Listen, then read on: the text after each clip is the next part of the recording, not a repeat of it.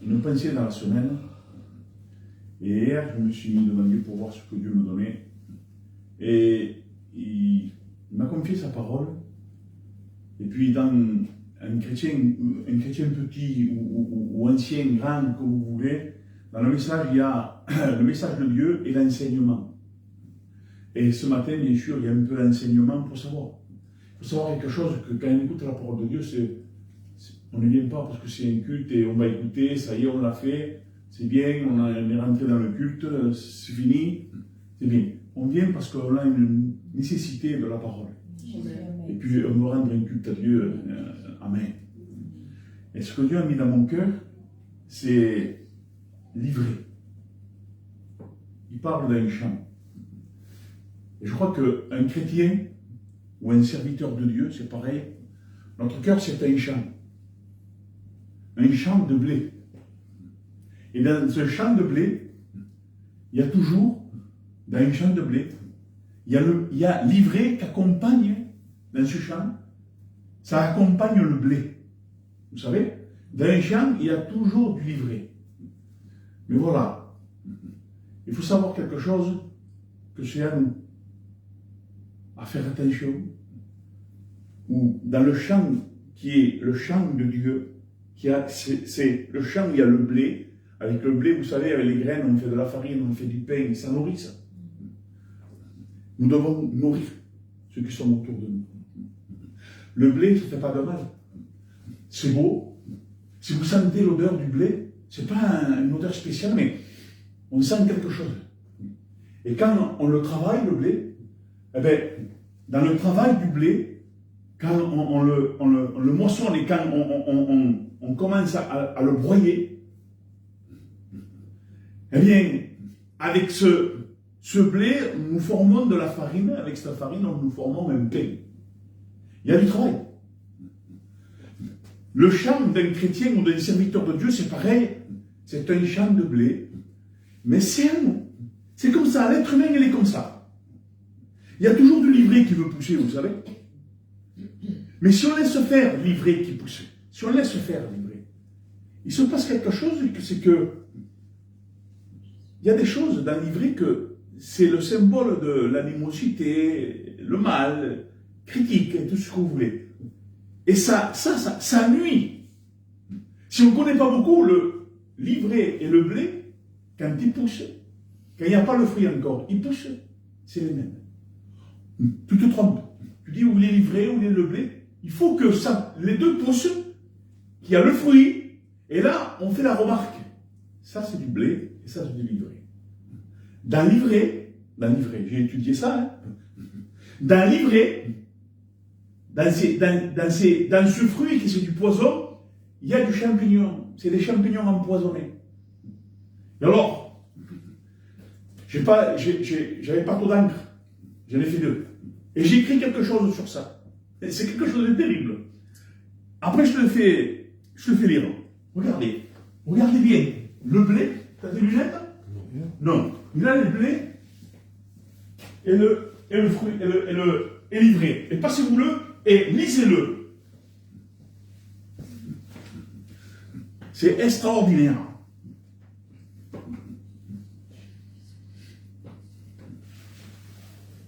L'ivraie est une interprétation que j'ai écrit comme ça, de la zizanie, herbe d'ivrogne. Herbe d'ivrogne. La zizanie, c'est on sème la zizanie, on sème le mal. Zizanie, herbe d'ivrogne, ou l'expression semer la zizanie. J'ai écrit ça. Bibliquement, l'ivraie est un symbole de mal, de vice, de fausse doctrine et de la méchanceté qui se mêle secrètement dans le bien. C'est terrible. C'est ce qui se passe avec les vrais chrétiens, dans les vraies églises. Il y a du blé et de l'ivraie. L'ivraie, c'est un poison où l'ivraie, spirituellement, va critiquer le vrai serviteur, va critiquer les vrais chrétiens, va mettre la zizanie, l'ivrognerie, l'ivresse. Ivraie, ivresse. Vous savez ça? Pourquoi on dit l'ivraie? Parce qu'il met l'ivresse. C'est le symbole d'un ivrogne. Un ivrogne, il boit, il fait n'importe quoi, il fait le mal, et il est dans le péché. C'est vrai ce que je vous dis là. Vous avez vu le blé, comment il est? Il est courbé. Qui c'est qui peut le lire? Le blé. Porte du fruit, nourrissante, obéissante, la résurrection, l'abondance et le renouveau spirituel. L'ivraie, ah voilà. L'orgueil, méchant, vice, poison, animosité, critiquer, fausse doctrine. Voilà. Il y a une différence. Eh bien ça, c'est dans les églises. Il y a du blé et l'ivraie. Écoutez, j'ai marqué l'ivraie est une plante vénéneuse. L'ivraie est une mauvaise herbe toxique. Elle est souvent confondue par le blé. Elle ressemble au blé au début de la pousse. Le blé est une céréale utile qui donne du pain. Et voilà le chrétien ce que c'est. C'est un message que vous connaissez depuis que vous êtes né dans le Seigneur. Le blé, c'est quoi le blé? Le blé. Normalement, un chrétien ou un serviteur, n'a pas de l'animosité. Il ne peut pas en avoir ça, non. Mais on peut en avoir, des fois. Alors, nous sommes un champ, nous. Et l'animosité est en train de pousser là. Tu le vois, toi, dans ton cœur, non? Alors, c'est du livret, l'animosité, et elle est en train de pousser. Si toi, tu la laisses parce que tu dis, j'ai raison, elle va pousser. Mais sache que c'est du poison dans ta vie, l'animosité. Et beaucoup de chrétiens aujourd'hui ne sont plus des chrétiens, mais ils vont dans les églises. Parce qu'ils ont laissé pousser le livret. Ne prenez pas le passage quand Dieu dit, laissez livrer pousser, on les arrachera. Ça, c'est notre chose. C'est un enlèvement de l'église, ça. Ça n'a rien à voir avec ce que je vous prêche aujourd'hui. Moi, je vous dis que nous devons avoir du désherbant. Nous devons, à savoir, avoir une commission de circoncision, pas capital, une faucille. Pour arracher, pour déraciner l'ivraie. Mais on voit l'animosité pousser en nous, on voit l'ivraie, cette plante que c'était le poison, et on la laisse pousser. Parce qu'on se dit nous-mêmes, j'ai raison, hein, j'ai raison. Mais avec ta raison, tu fais pousser du livret, c'est du poison. Et quand tu parles, la Bible dit c'est l'abondance du cœur que la bouche parle, c'est en train de donner ce qu'il y a dans ton cœur. Pas de blé, mais de livret. Très important pour un serviteur et un chrétien, ça. Je vous parle de moi, je vous parle de vous. Écoutez, le grain de moutarde, vous vous rappelez, c'est pas la quantité, c'est la qualité du grain de moutarde. Nous devons être comme ce grain de moutarde. Avoir beaucoup de qualité de Dieu. Avoir beaucoup de fruits de Dieu. Ouais. Parce que c'est pas normal, un chrétien ou une chrétienne, qui part au quart de tour, qui dit des mots sales, qui dit des choses qui n'ont pas la gloire de Dieu, qui rentre dans le problème, et met la zizanie dans les cœurs. Pourquoi? Parce qu'elle ou il a de la zizanie, a de livret, et il te le donne à toi. Et toi, sans le savoir, ah oui, c'est vrai, hein, tu es en train de faire pousser livret, tu l'as semé toi-même, parce que tu n'as pas mis une barrière. Ouais. Le message, écoutez, j'ai eu une pensée dans la semaine, et ça me concerne. Un chrétien, c'est du blé. Il doit travailler ce blé, tous les jours. Comment le travaille ce blé? En lisant la parole, à avoir une communion avec Dieu, à former, à travailler nos vies par le Saint-Esprit, à former un pain, le mettre dans le four qui est le feu du Saint-Esprit. Le feu du Saint-Esprit, lui, il ne vous baptisera pas d'eau, il dit, Jean-Baptiste. Il vous baptisera du feu et du Saint-Esprit. Et j'ai enseigné ça à quelqu'un il y a 2 semaines. On croit que c'est le feu du Saint-Esprit. Non, il y a le feu et il y a le Saint-Esprit. Ça veut dire le feu du chemin, du sentier de souffrance, pour te former, pour te faire cuire le pain dans ton cœur. C'est par les souffrances qu'on est formé. C'est par les critiques qu'on est formé. C'est par les coups qu'on est formé. C'est par tout ce qui peut t'arriver de mal qu'on est formé. Et tu as le baptême du Saint-Esprit et tu as le baptême du feu des souffrances. Tu en as 2. Et tu en as encore des baptêmes. Tu n'as pas que le baptême d'eau. Et ça, il n'y en a pas beaucoup qui le savent. On se baptise sans être converti. Il faut te convertir pour se baptiser. Parce qu'on doit passer par le feu du baptême. Le feu du baptême, le feu du sentier des souffrances. Porter sa croix.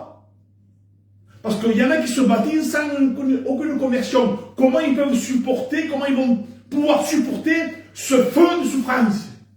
Pour être façonné, il ne peut pas. Il ne peut pas. Il faut qu'on soit vraiment couvert par le sang de Jésus, être purifié de tout péché, être baptisé d'eau, être purifié. D'abord, on passe par la purification. Hein. Le sang de Jésus nous purifie de tout péché, on n'est plus les mêmes. On passe par les eaux du baptême et on est baptisé du feu de souffrance. Parce que quand on va te critiquer, quand on va te frapper, quand on va te faire du mal, mais frère, tu as été vraiment converti alors. Parce que quand tu fais du mal, on voit que tu as été baptisé du feu. Et ça, on ne le prêche pas. Tout va bien comme sur des roulettes. L'évangile, c'est un évangile d'amour et de justice. Vous comprenez? Écoutez, il y a des réunions, ça se fait rare les vraies réunions. Aujourd'hui, on veut adoucir les cœurs. On va enlever ton angoisse. On veut que tu prennes le culte, même si tu as péché hier, c'est pas grave. Tu es un humain. Mais c'est rien. Non, la Bible ne dit pas ça. Pourquoi la Bible dit, où deux ou trois réunis, je suis au milieu d'eux? C'est quoi ça? Alors quand tu es seul, Dieu n'y est plus. Alors je vais vous dire ce que c'est. Deux ou trois réunis en son nom, je suis au milieu d'eux. Ça veut dire qu'il n'y a pas d'anémosité entre moi et Paul. Mais s'il y a de l'anémosité, s'il y a de l'ivré, Dieu ne se trouve pas. Dieu n'est pas un Dieu de désordre, un Dieu d'ordre. Donc il se révèle dans la communion fraternelle, dans l'amour de Dieu, dans la sanctification. Et moi et Paul, on est unis au nom de Jésus pour servir, pour marcher. Et quand on prie, Dieu est là. Mais s'il y a de l'anémosité dans les deux ou trois, Dieu ne se manifeste pas. C'est ça, deux ou trois venir à mon nom. Il faut lire. Il faut que le Saint-Esprit nous révèle quand même. Il faut que Dieu nous enseigne. Mais s'il y a de l'animosité, s'il y a de l'ivré, s'il y a le mal, Dieu d'abord veut te régler. Dieu d'abord veut te purifier. Dieu veut que tu te gardes. Seigneur, garde-moi. Seigneur, garde-moi. Garde-toi, toi. Eh oui. On veut se garder, on veut que Dieu nous garde. Oui, mais tu ne te gardes pas, toi. À peine il y a une petite semence de l'ivré, tu la laisses pousser. Ne la laisse pas pousser. On vit avec Dieu, on ne vit pas avec Dieu, les frères et sœurs. Aujourd'hui, c'est un message de Dieu aussi encore. Qu'importe le nom, il faut prendre en considération le culte ce matin.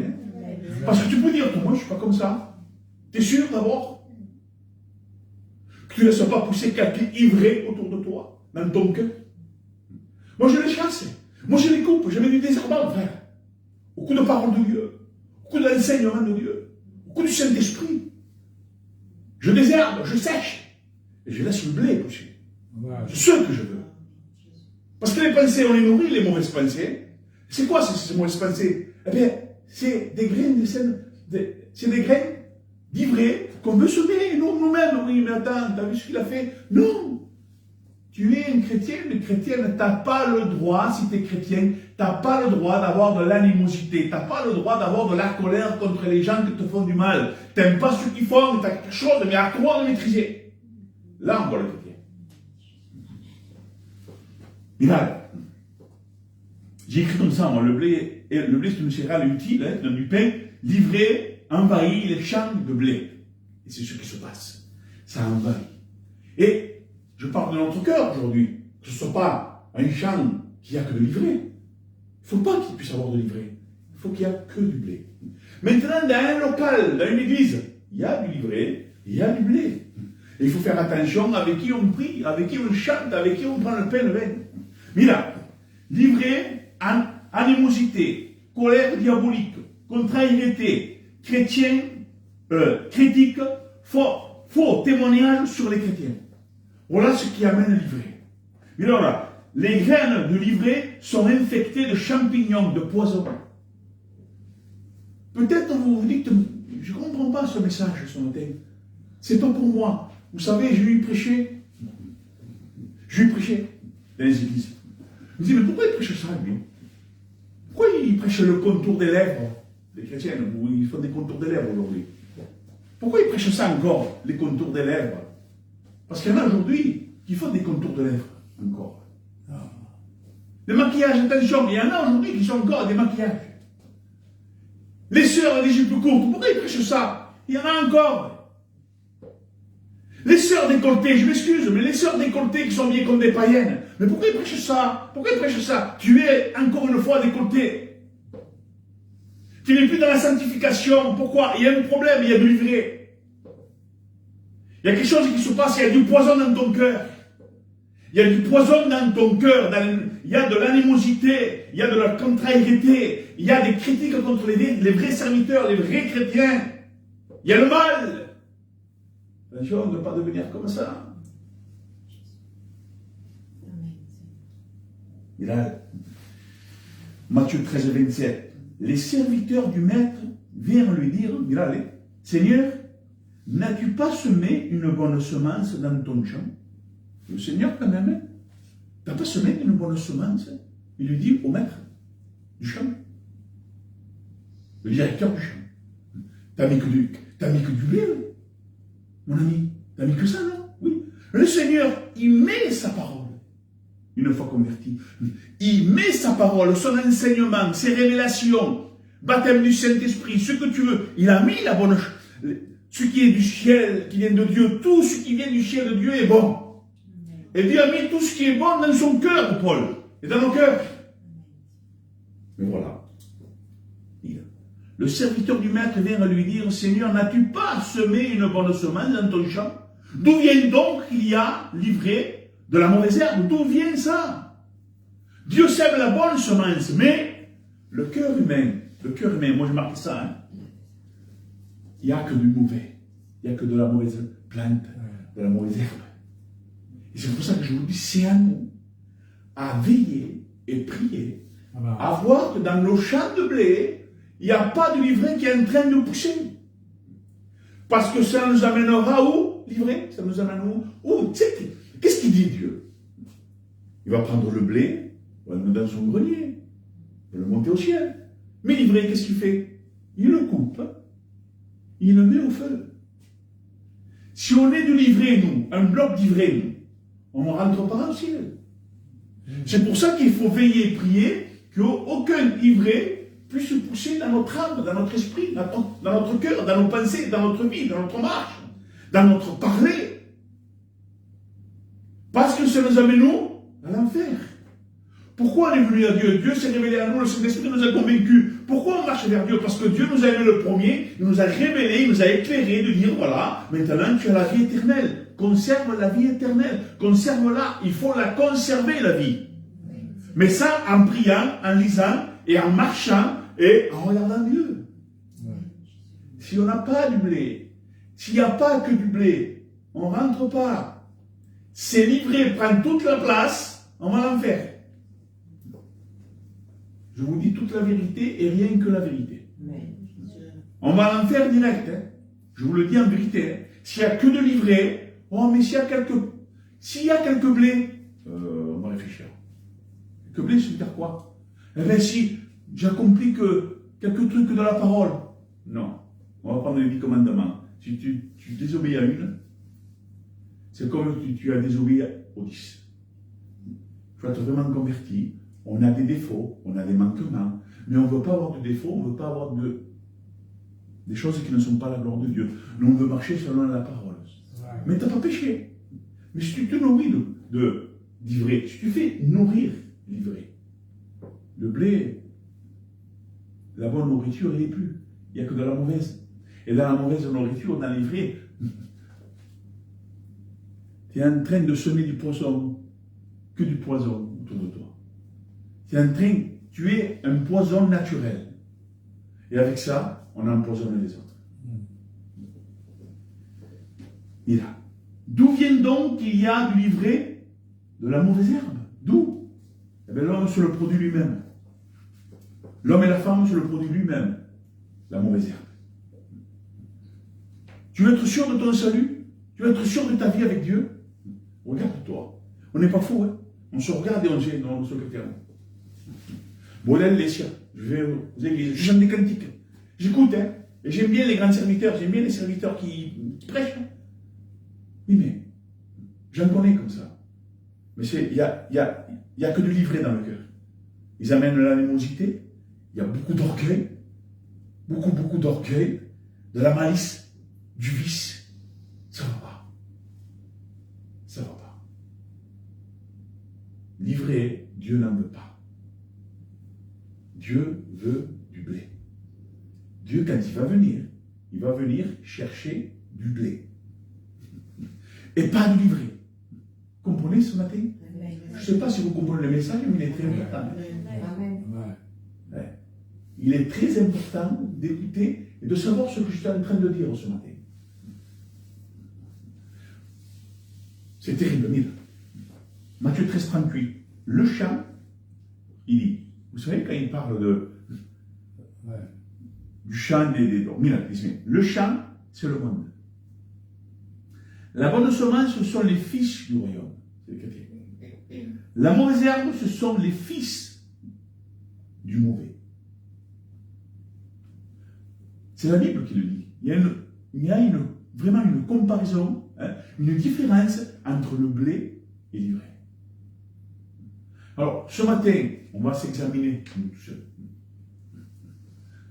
Qu'est-ce qu'on a dans notre cœur? Est-ce que tu as de l'animosité avec quelqu'un? Est-ce que tu as de la malice, du vice, de l'orgueil, du mal, des critiques? Est-ce que tu as de la haine, tu as quelque chose contre quelqu'un? Un chrétien est comme Dieu. Il n'aime pas le péché. Il n'aime pas la malice, ni le vice, ni le mal. Il n'aime pas ceux qui font. Mais l'être humain, il dit, il faut que je sois sauvé. Il faut qu'il soit sauvé. Il prend une décision. Toi, il faut que tu pries pour lui. Le chrétien qui ne peut pas prier pour son ennemi n'est pas un chrétien. Voilà, je vous l'ai dit. Le chrétien qui ne peut pas prier pour son ennemi, pour celui qui lui a fait du mal, ce n'est pas un chrétien. Il a un gros problème. Si ou non?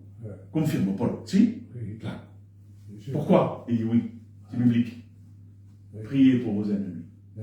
Faites du bien à ceux qui vous font du mal. Les pharisiens font quoi? Il s'est dit faire du bien à ceux qui font du mal. Les pharisiens. Trop de pharisiens dans les églises. Trop de pharisiens dans le christianisme. Trop de pharisiens, trop d'orgueil, trop de moi. Trop c'est moi, trop d'ivré. Trop de poison. Trop de poison. Trop. Ils sont trop toxiques. Il ne faut pas s'approcher. Il ne faut pas s'approcher. On ne parle, oui, mais moi, ils sont toxiques. Un chrétien, quand tu t'approches, tu as envie de parler avec lui. Et ceux qui cherchent Dieu, ceux qui sont comme ça, ils ne veulent pas des vrais serviteurs. Mais celui qui cherche, il va voir un vrai serviteur. Et quand il parle, c'est du blé. C'est du blé. Il ne critique pas, lui. Il annonce le mal. Il annonce qu'attention, il faut faire attention à qui t'écoute. Il faut faire attention avec qui tu vas. C'est normal, c'est ça l'amour. Mais, t'amènes pas de l'animosité, vous savez. On n'amène pas ça, nous. Nous, on amène à se réconcilier avec le vrai chrétien. Se réconcilier avec les personnes qu'on peut sauver. On critique vite, nous. Très, très, très vite. Alors, quel est l'état de notre champ, vous direz? Je vais vous dire quelque chose, que le chrétien, quand il vit dans la chair, il devient de l'ivraie. Quand il est charnel, il était spirituel. Mais il est devenu charnel par rapport qu'il a laissé pousser l'ivraie dans son cœur. Le chrétien, il était vraiment chrétien, il est devenu charnel. En étant charnel, c'est un champ livré. Il apporte que le mal, que l'animosité. Il apporte que les critiques diaboliques. Il apporte que les colères diaboliques. Il amène que les choses qui ne sont pas de Dieu, diaboliques. Ils sont diaboliques. Ça veut pas dire qu'ils sont possédés. Ça veut dire qu'ils sont diaboliques. Jésus dit un jour à Pierre. Pierre dit oui. Qui c'est? Jésus dit, qu'est-ce qu'ils disent les gens de moi? Il a les choses. Qu'est-ce qu'ils disent les gens de moi? Qui c'est qui parle après? Il dit, Pierre dit, tu es le Fils de Dieu. Et Jésus dit, ce que tu viens de dire, ça ne vient pas de toi, ça vient de mon Père éternel. Si ou non? Un verset plus bas ou deux versets plus bas. Après, de suite après, Jésus dit, il faut que je sois livré, frappé. En premier, Pierre, il parle comme un homme de Dieu. Et un peu plus bas, il parle comme un homme qui a les paroles diaboliques. Il dit, ceux qui viennent de toi, je le chasse. Je le réprimande. Parce que ça ne vient pas de Dieu. Ça vient du diable. Alors, qu'est-ce qu'on fait de ça? Il faut faire attention comment on marche, comment on se nourrit avec la parole. Comment les mises à part qu'on a. Parce qu'un chrétien qui n'a pas de mise à part, qui ne lit pas la parole de Dieu, qui ne prie pas son Seigneur, qui arrête la télé, arrêtez la télé, je dis depuis que je le dis ça. Plus de télé le soir, l'après-midi, si tu veux mettre des informations, tu peux mettre les gens qui font des cabanes, vas-y. Mais la télé le soir, à 7h ou 6h, ou je ne sais pas à quelle heure tu pries, arrête les films. Il faut arrêter les films. Des soirées de cinéma. Un chrétien ne fait pas de soirée de cinéma. Hein. Je vous le dis en vérité, un chrétien ne fait pas de soirée de cinéma. Il prie, il lit. il n'est pas devant un conteneur, il n'est pas devant une poubelle. Il est devant la Bible. Eh oui. Moi, l'après-midi, je regarde la télé, oui, après-midi. Vous savez que je regarde les cabanes, comment faire un gâteau. Ça m'arrive de regarder une finesse. Je m'endors, je n'arrive pas à le regarder. Mais le moment du soir, on n'est pas on n'est pas des gens qui... Oui, telle heure, il faut prier. Non, non, c'est naturel. Moi, le soir, je prie, je lis. Un chrétien qui n'a pas cette communion-là, il a un problème d'ivresse. Trop d'ivresse. Trop d'ivresse. C'est un ivrogne spirituel. Trop de chrétiens ivrognes. Voilà. Eh oui, comment on fait? Allez, voilà. Tu aimes toujours? Ne m'aime pas. Aime Dieu et tu m'aimeras. Si ou non? Amen. Voilà. Tu peux le dire quand tu prêches ailleurs. Trop de chrétiens ivrognes. Ça va te fera frapper, mais est-ce que tu veux le faire? C'est la vérité. Si tu le reçois de Dieu. Ni là. Écoutez ça. Jérémie 42:3. Que le Seigneur, ton Dieu, il dit, nous dise, vous connaissez ça? Nous dise la voie que nous devons suivre et ce que nous avons à faire. Qui c'est? Jérémie, il n'arrêtait pas de dire, voilà, faites attention, repentez-vous, n'allez pas vers les idoles, faites pas ci, faites pas ça. Il disait au roi, il disait au peuple, à tout le monde, à tout Jérusalem, à tout Israël, il disait, à tout le peuple de Dieu. Et eux, on fait la fête, on loue des autres dieux, on fait ce qu'on veut, mais repentez-vous. Nebuchadnezzar va venir, il va vous tuer, il va vous prendre en captivité à Babylone. Vous êtes leur esclave. Faites pas ça. Et une fois qu'ils ont eu quelque chose, qu'ils ont eu peur, ils sont allés voir Jérémie. Ils sont allés voir Jérémie, ils ont dit voilà, bien qu'il disait. Que le Seigneur, ton Dieu, ils disent, le peuple à Jérémie, nous dise la voie que nous devons suivre. Maintenant. Et ce que nous avons à faire. Maintenant aussi. Mais ces paroles, ce pas des paroles sincères du cœur. C'est des paroles hypocrites. C'est des paroles de peur. Vas-y, dis-nous comment il faut marcher et la voie qu'il faut prendre. On va obéir. Quelques versets en bas. Bon, Jérémie va voir Dieu, parle. Dieu lui parle, il répète au peuple comment il faut suivre Dieu, comment il faut se conduire et marcher. Oui, d'accord, pas de problème. Oui. Pourquoi ils veulent la voie de Dieu? Parce que ils ont peur, c'est tout. Alors, ils obéissent pendant un temps, quelques versets en bas, ils se tournent encore vers des idoles.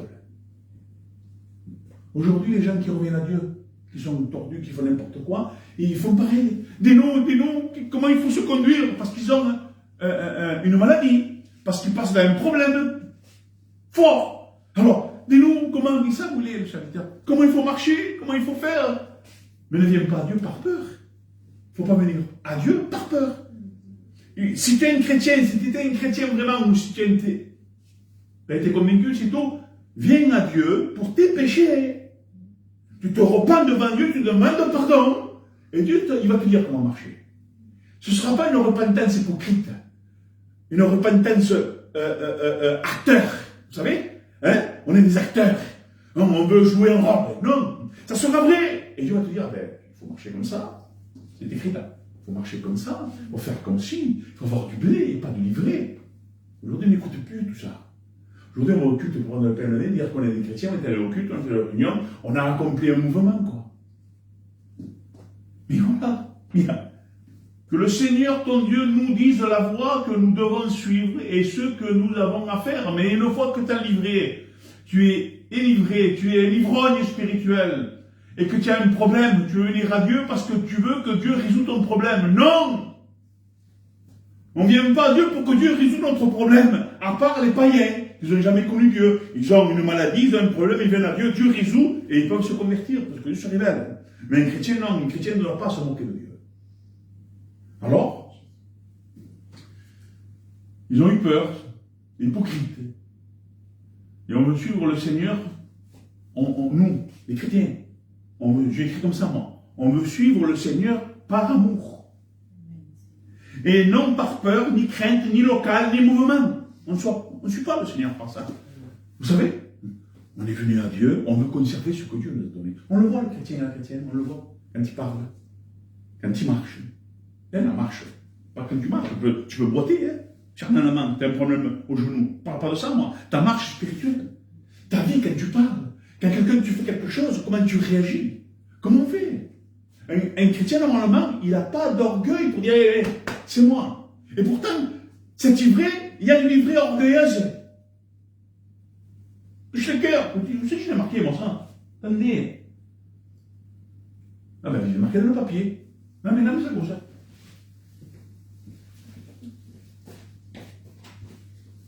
C'est un truc de fou, regardez.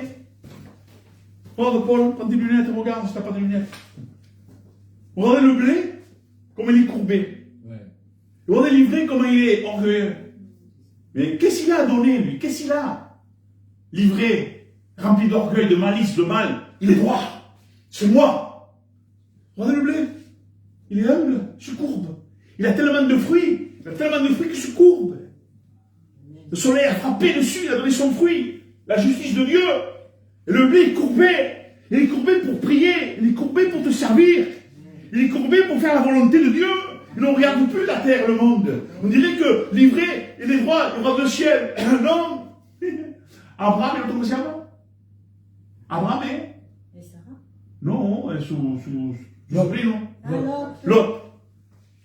Regardez, pardon, l'exemple c'est non, mais c'est, regardez, l'autre quand il dit, vas-y, choisis. Abraham, il choisit, il fait. Voilà, en haut dans les hauteurs. On dirait qu'il prie. Non, c'est une vision charnelle. Sodome et Gomorrhe, où il y a des grinks. Ah, il plante ses tentes devant, hein, il ne va pas dedans, hein. Mira la ruse. Hein, il se met devant, hein, il se met un peu loin de Sodome et Gomorrhe quand même, hein, il ne va pas. Et petit à petit, il est rentré, il devient chef, je ne sais pas quoi. Et un homme de Dieu qui a étudié, et puis c'est biblique, il devient quelqu'un d'important dans Sodome et Gomorrhe. Il vit là-bas. Hein. L'ivraie, vous avez vu l'ivraie comme il est droit? Il a de l'orgueil terrible, il est charnel, c'est le mal, voilà, c'est le mal. Mais regardez le blé, qu'est-ce que c'est beau, la couleur, même la couleur. La couleur, il porte son fruit comme il faut, il ne porte pas son fruit comme ça. C'est moi, non. Il est courbé parce qu'il veut servir Dieu. Il est courbé parce qu'il veut s'humilier. Il veut regarder la Bible, il veut regarder la parole, il veut prier, il veut faire la volonté de Dieu. C'est gloire à Dieu. C'est fou ce message-là. Pourquoi il t'a enseigné le ministère, il t'a montré là. Amen. Gloire à Dieu. Dieu nous bénit. Amen. Écoutez, il n'y a plus de réunion presque, Seigneur. À part qu'il y a des serviteurs, vous savez, ils donnent la vérité de Dieu. Amen. Qu'importe, vous savez, une réunion de Dieu, ce n'est pas la quantité. C'est les gens qui veulent. Un culte, c'est quoi? Il faut avoir du monde, tout ça. Non. Un culte, même 2 personnes qui font un culte. C'est le cœur avec Dieu. C'est ton culte, c'est ta vie, c'est ça un culte. Aujourd'hui, comme on fait des réunions dans les maisons, il y en a qui font des réunions dans les maisons, ils ont des petits locaux, vous savez, ils ne sont pas beaucoup. Mais s'ils sont vrais, c'est des vrais chrétiens, Dieu agrée ça. C'est ça qui veut Dieu, du blé. Maintenant, un culte, non, il faut être beaucoup. Ça, c'est une pensée d'ivraie, ça. Tu sais, ça? Et oui, tu sais. Mais, quand j'ai regardé, moi, ce matin, l'ivraie et le blé, alors, c'est gloire à Dieu. Mais dans l'exemple de là, avez-vous constaté la différence entre le blé et l'ivraie? Il y avait marqué que ça. Hein? Mais comme c'est biblique, tu connais la Bible, c'est claro, l'obéo, c'est claro. L'obéissance, tout ça, c'est gloire à Dieu. Le blé, porter du fruit nourrissante. Obéir, obéissante. La résurrection, l'abondance et le renouveau spirituel. Voilà le blé. L'ivraie, orgueil, méchanceté, vice, poison, animosité, critique, fausse doctrine. Et encore, j'ai pas tout écrit parce qu'il n'y a pas de place. Tous les jours que Dieu fait, et j'arrête, il faut avancer avec Dieu. Attention à ce que vous faites avec votre champ. Autrement, on va infecter notre champ d'ivresse. Et l'ivresse ne nous amène pas au ciel. C'est être sensé et biblique. Vivre la sanctification pour rentrer dans le ciel. Porter sa croix. sentier de souffrance, baptême de souffrance, baptême d'eau, baptême du Saint-Esprit, c'est autre chose, c'est glorieux aussi. Amen. Gloire à Dieu. Alors on va prier le Seigneur. Seigneur, ce matin, merci pour la parole de Dieu. Amen. Merci pour la vérité qui nous enseigne d'être un blé, Seigneur. Amen. Du blé qui apporte du fruit. Mais si vous n'êtes pas du blé, Seigneur, il me donne peur.